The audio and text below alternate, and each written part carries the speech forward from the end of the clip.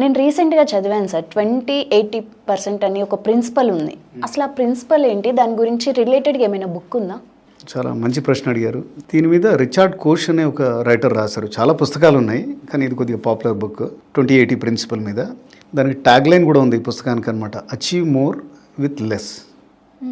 అంటే 20% చేసి 80% రిజల్ట్ తీసుకోండి అని ఈ తెలుగులో కూడా ఉంది. సో ఈ ప్రిన్సిపల్ విషయానికి వస్తే ఇది విల్ఫ్రెడ్ పారెటో అనే ఒక ఎకనమిస్ట్ ఉన్నాడు అనమాట, ఇటాలియన్ ఎకనమిస్ట్. ఓకే. అతను చాలా డేటా చూస్తూ ఉండే అనమాట.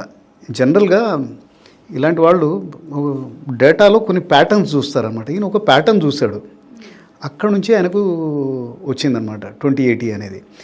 ఫస్ట్ ఆయనకు తగిలింది ఏంటంటే, ఫర్ ఎగ్జాంపుల్ ఇటలీలోనే ఆ రోజు 80% of the land was owned by 20% of the people. Okay.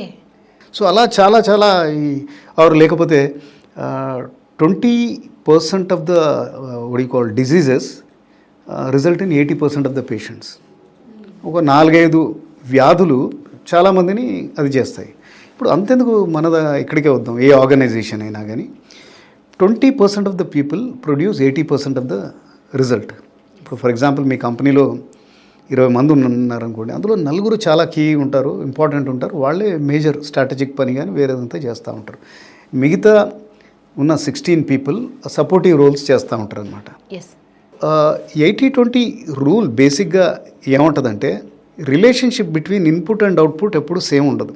అంటే ఇంత కష్టపడితే ఇంత రిజల్ట్ వస్తుంది. మనమే కష్టపడవచ్చు, లేకపోతే చాలామంది కష్టపడవచ్చు.